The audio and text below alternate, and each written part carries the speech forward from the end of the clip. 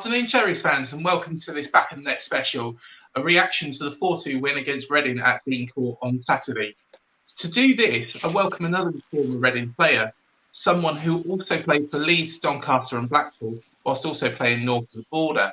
Since retiring, he's actually managed internationally, but it's a pleasure to welcome to Back and Net, Dylan Kerr. How are you doing, Dylan? I'm good, Craig, and it's you've caught us in South Africa. It's a bit cloudy today. Still 30 degrees, but it's a bit cloudy and it started to rain. Yeah, so boiling hot, but to be fair, out there it's not too bad at the moment. Bit grey, but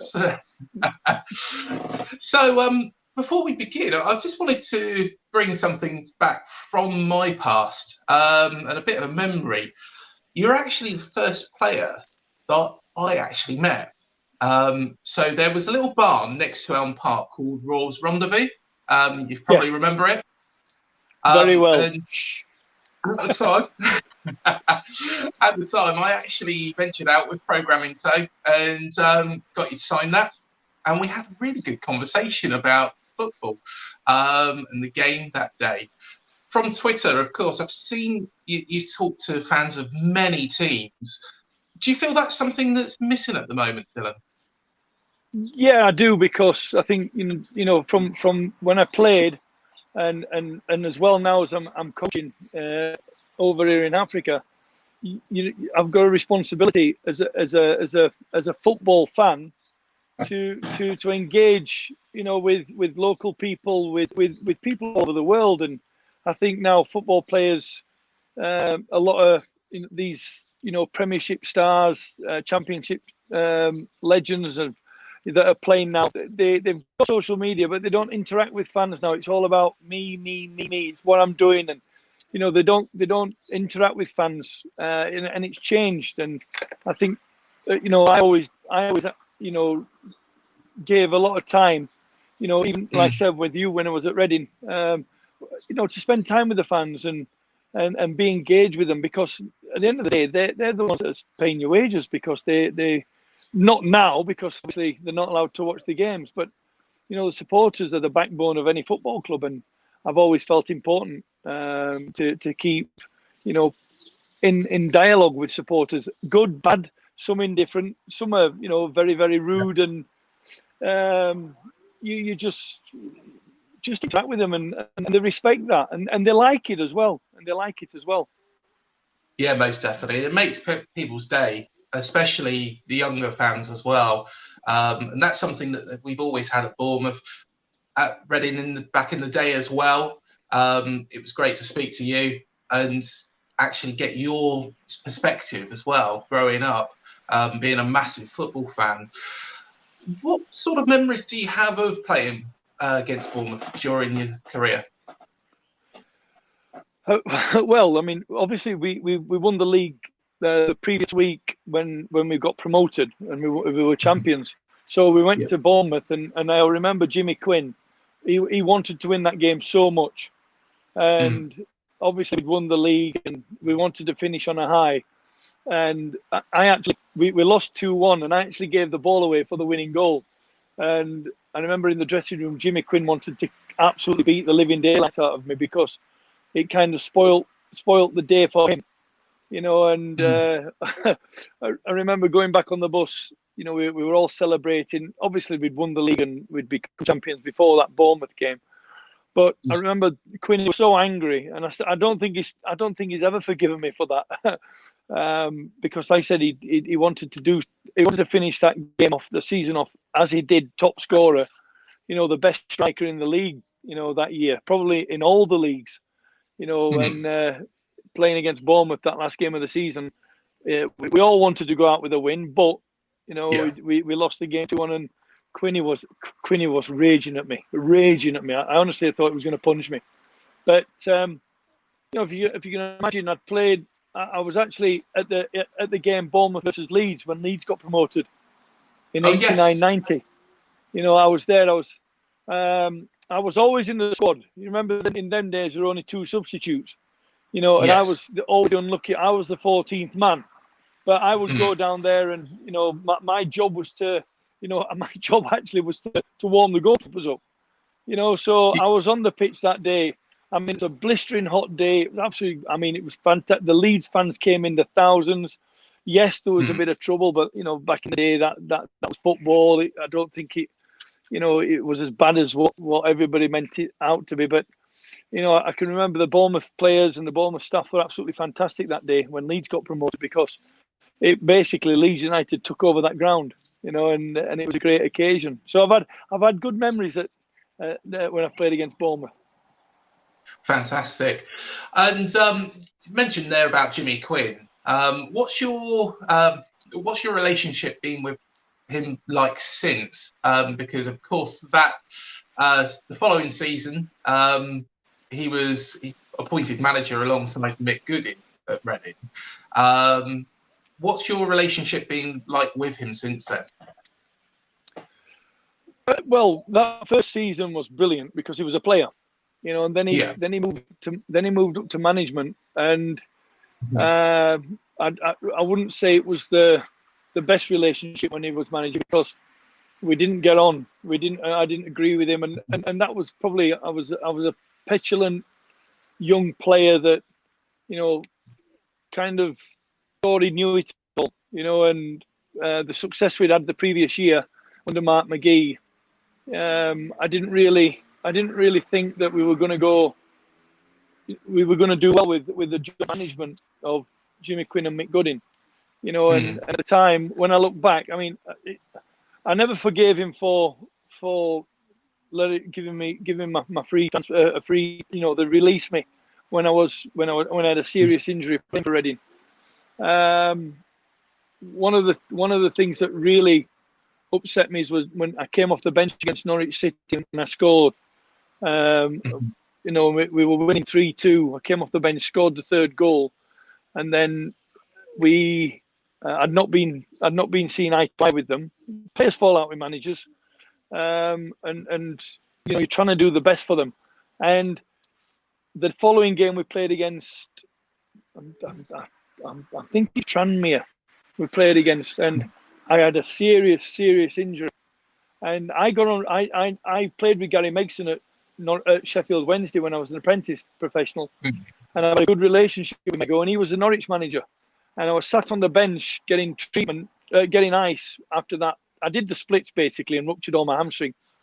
Yeah. And Quinny popped his head behind the door. And remember, I was out of contract, so I could have gone for free. And he told me, he said, "Oh, that's screwed up. You moved to Norwich City." And I just looked at him, and I couldn't jump off the bench because my leg was just gone. And I said, "What do you mean?" He says, "Well, Norwich, we were going to sell you to Norwich on Saturday, not after this game."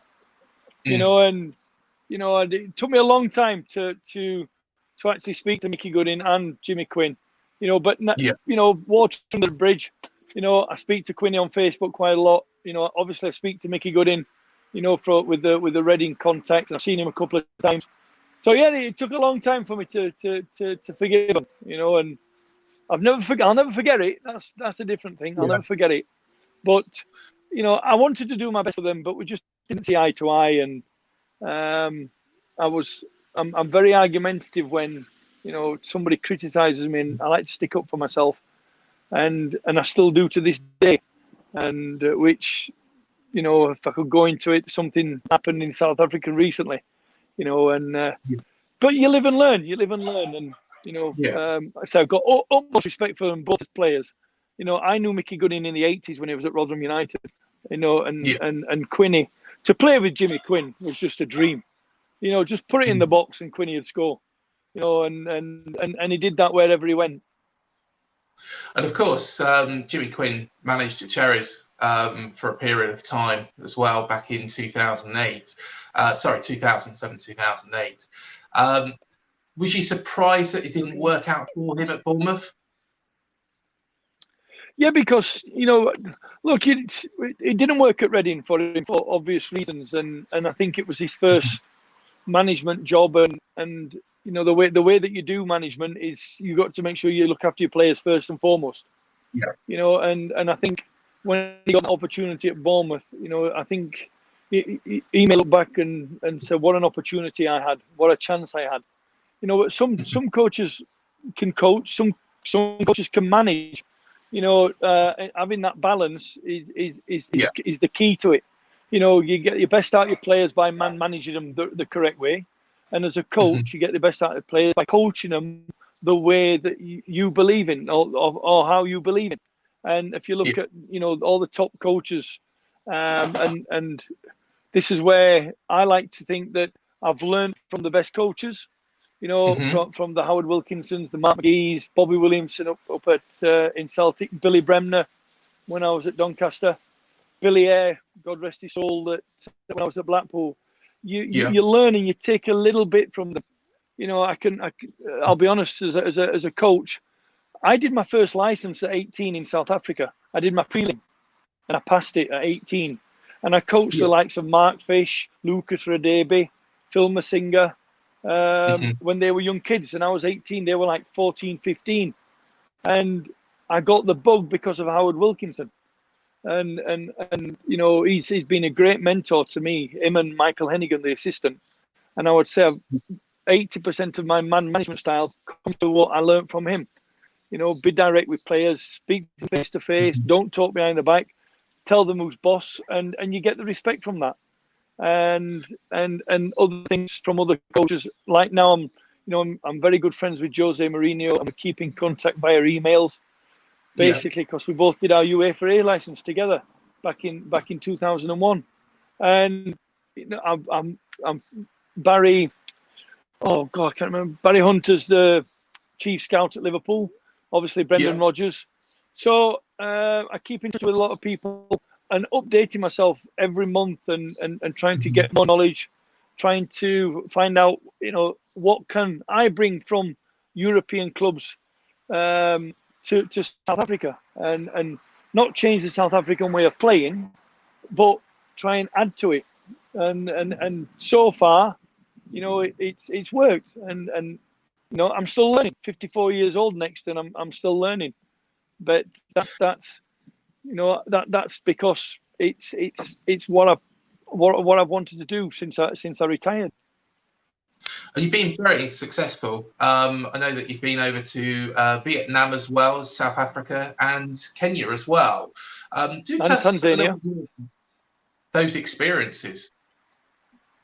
Well, I mean, my first job was back in 2009. I actually played for a team in 86 to 88 when I got released at Sheffield Wednesday. I came to South Africa to play for a team called Arcadia Shepherds. And my roomie, or the guy I shared a house with, we lost contact for 20 years. And then in 2009, due to the World Wide Web, I managed to get in touch with him and we exchanged numbers, and he invited me out back to South Africa. And I came for a 2-week holiday. He was with a Premier League team called Mpumalanga Black Aces. I did some training with him. They won 2 games on the bounce, and he asked me to come back and be his assistant. So I came back for 2 years in 2009. We went from Black Aces to Tandero Zulu. So we went from the north of the country to Durban, which is in the southeast. Yeah. And both clubs kind of didn't go well for him. I was his assistant, so wherever he went, he took me with him. But then I got an opportunity to go to Vietnam in 2011. And I went as academy director, first team coach. First team fitness advisor. And within a week, I got promoted to be assistant coach to a Vietnamese coach. And I was with him for 2 years. And those 2 years were very, very difficult because the philosophy and culture of Vietnamese football to European football is way, way different.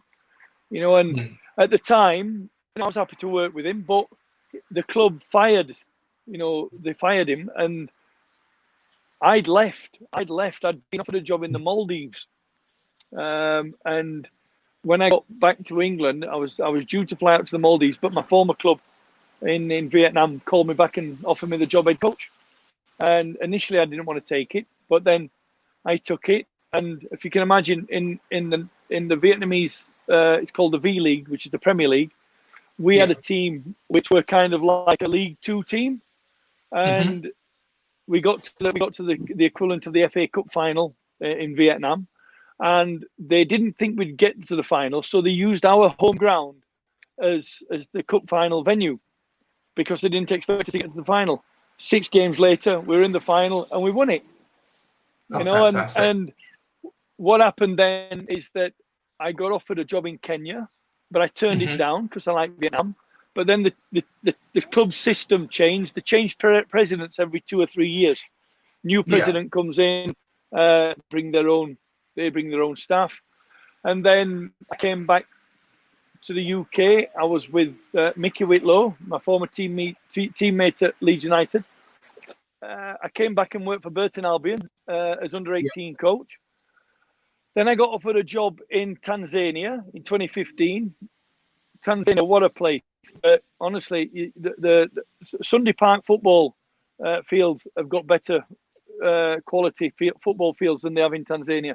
They've got the national stadium, which holds 100,000 people, but you only played that, you know, when you played the local derbies when it was to sell out. The other times you played on cow fields. You know, they didn't have lawn mowers in Tanzania. They had cows, they had sheep, they had goats, and they put them on and let the goats graze.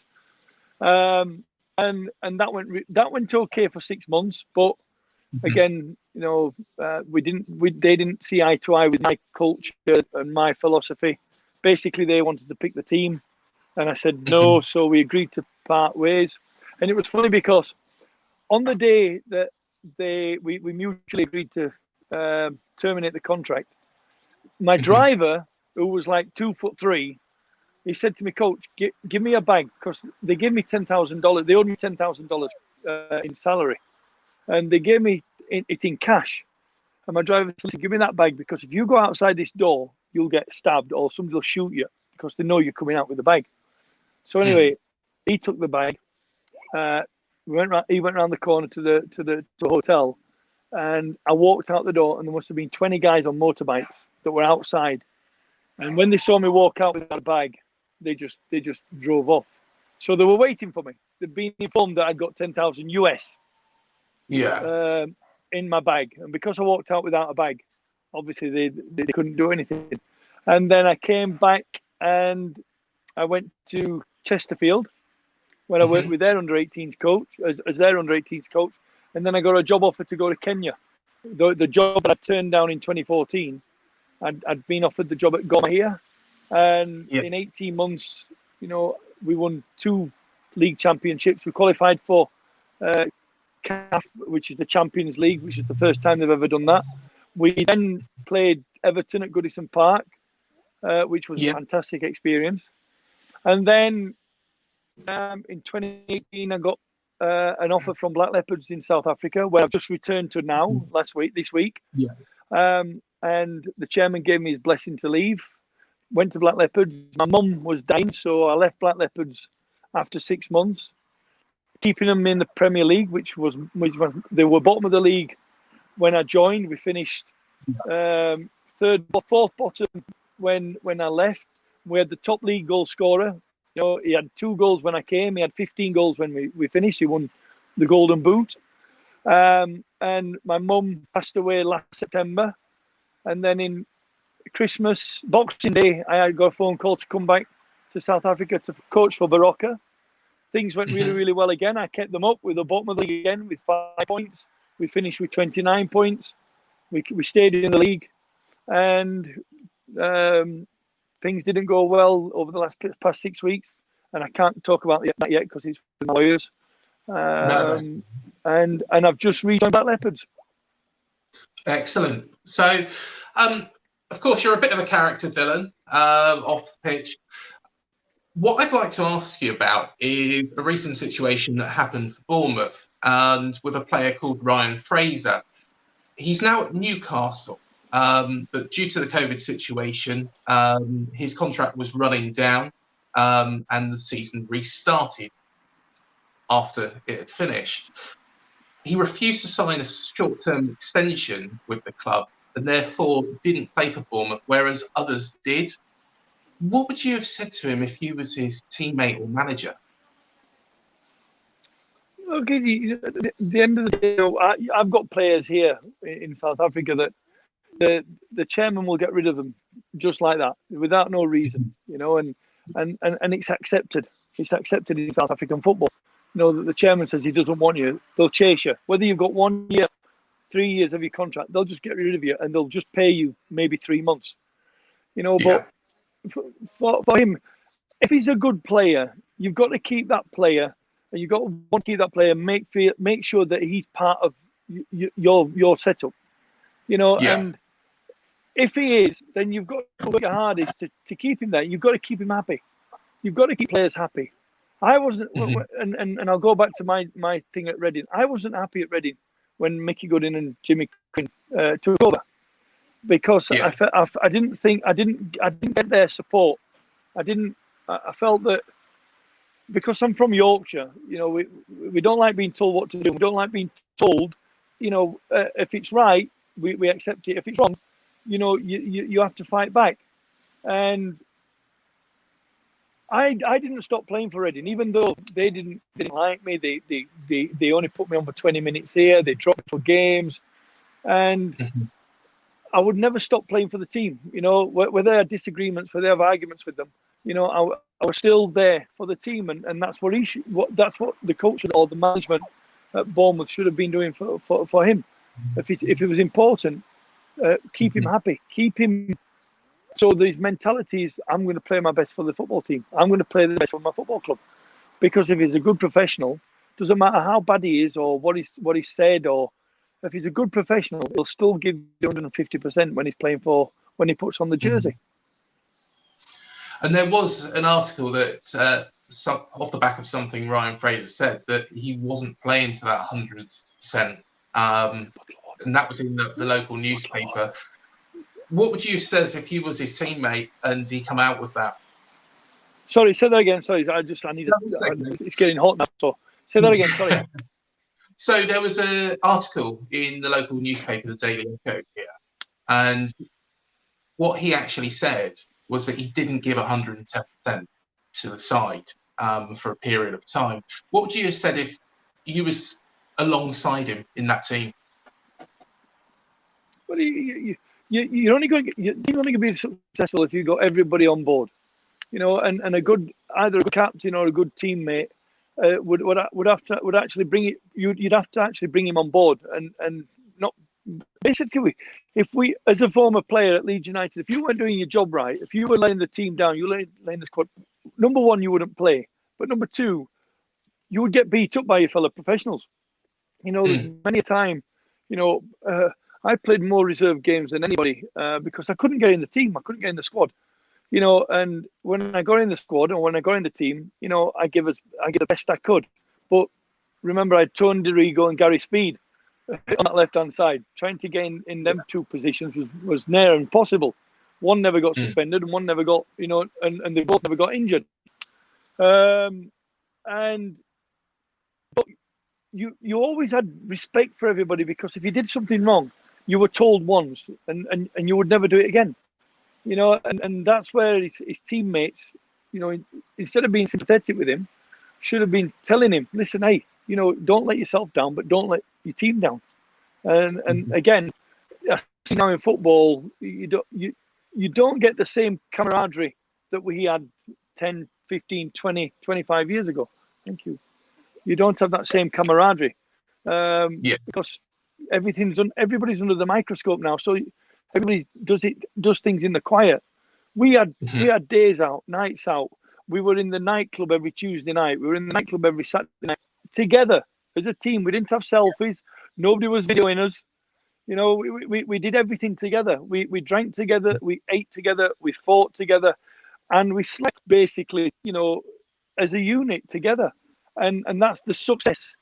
I've had success at every club I've been to, whether it's been Leeds United 2 titles, Kilmarnock Scottish Cup, Scottish 3rd Division, promoted with Blackpool, promoted with Sheffield Wednesday, champions with Reading, because we had that team spirit. We had that. What a lot of clubs now, especially in the Premier League, I don't see. Man United, for instance, I don't see they've got that camaraderie that they had 10 years ago. I don't see that team spirit. I don't see that togetherness.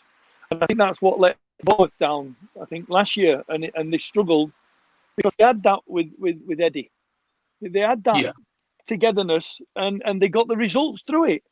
and then I think it became a bit stagnant, and they got familiar with it, and that what ended up getting them relegated, which was a shame from what they'd achieved and how they'd achieved it. What did you see of the game on Saturday? Did you manage to watch any of it, Dylan? I didn't, because we were playing, and by the time we travelled, because we're 12 in front, and our stadium's basically a 3-hour bus drive. And by the way, this is Katie. She's my friend's daughter. She's Afrikaans. Speak to them in Afrikaans. Hello. That's English. Say how are you in Afrikaans. Ask him how he is in Afrikaans.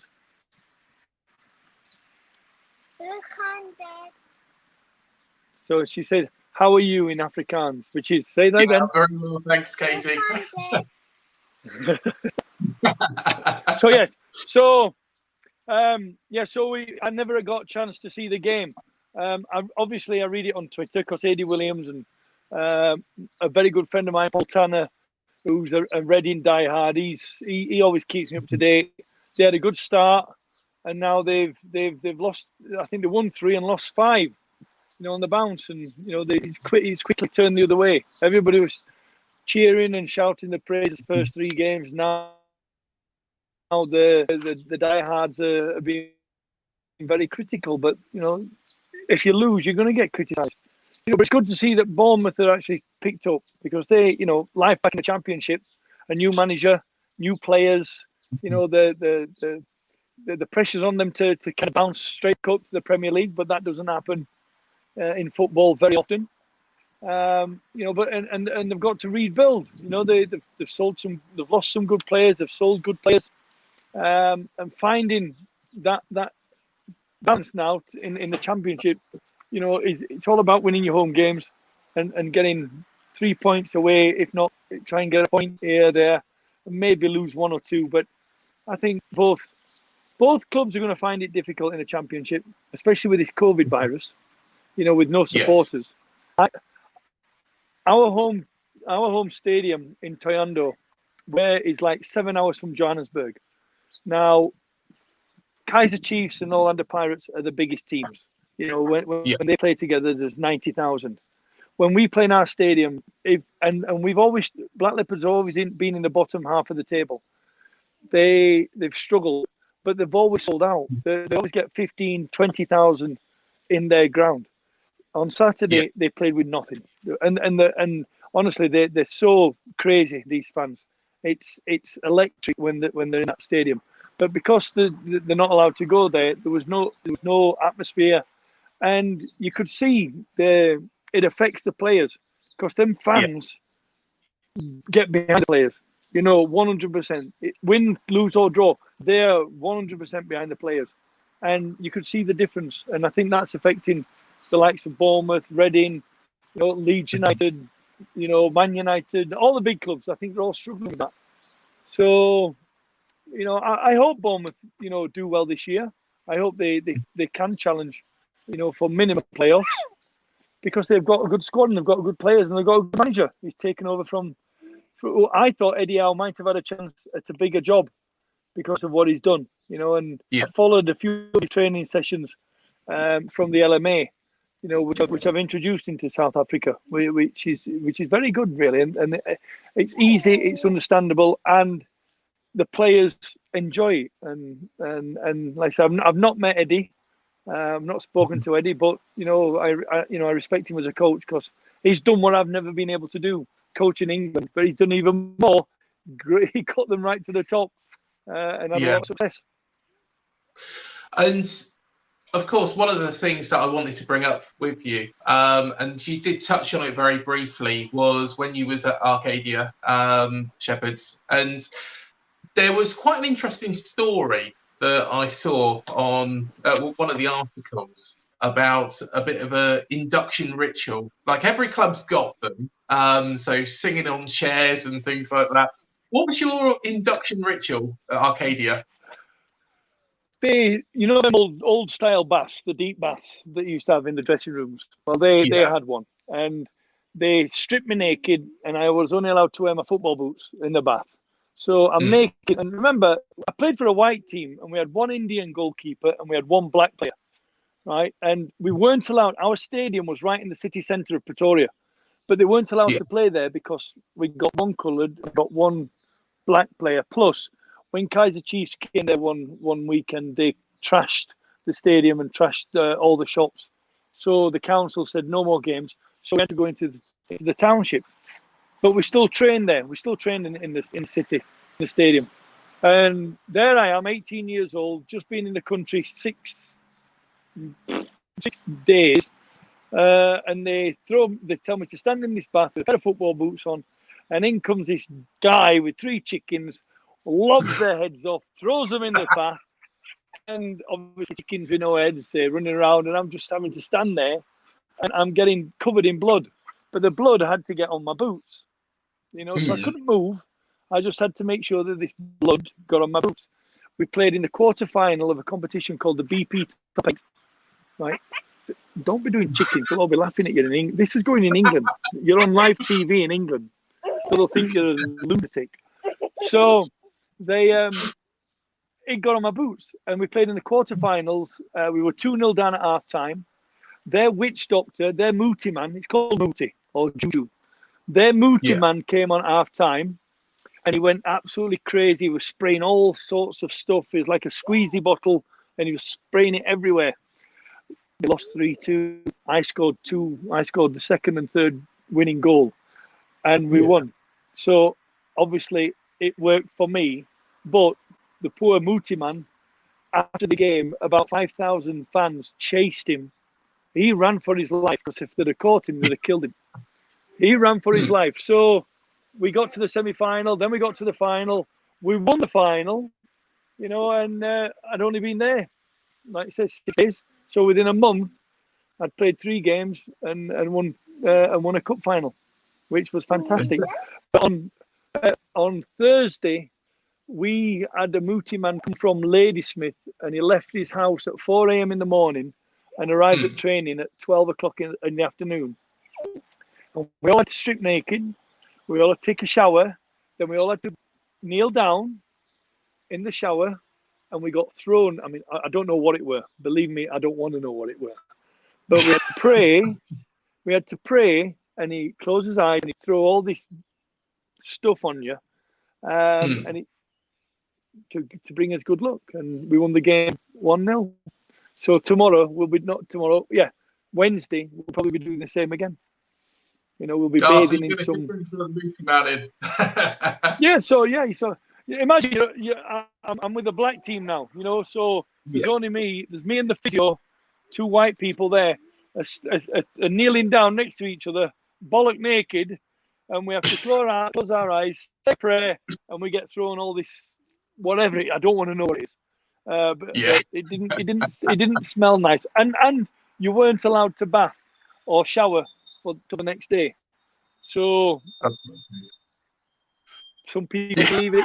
A lot of people. Well, everybody does it, but I don't believe in it. I don't think it does anything for you. But I do it because I'm part of the team. Don't break it. Don't break that chain, as I tell them. Of course.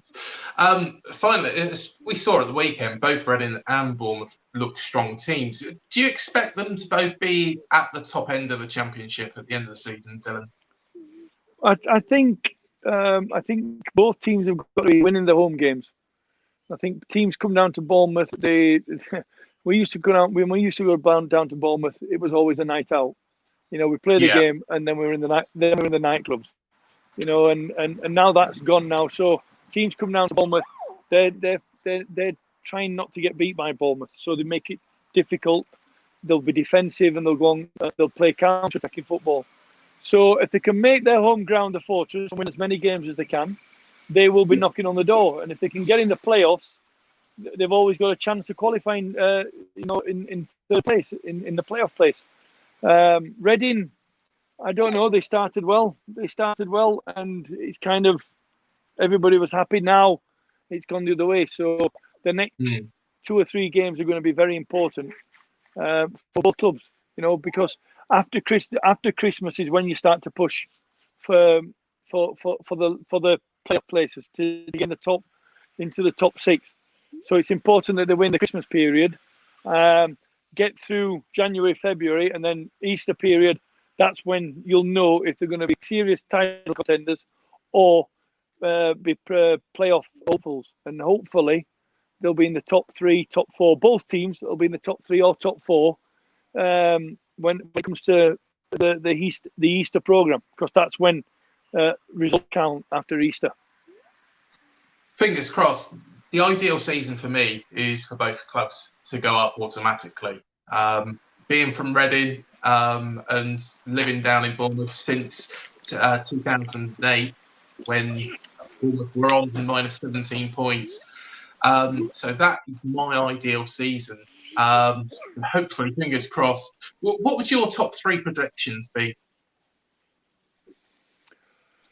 Oh, well, obviously I'd like Reading to go up because I played for Reading, and I've got a big affiliation with the club and the former players, and obviously Michael Julks is the academy manager now, so it'd be nice for them to at least make the playoffs and give themselves a chance.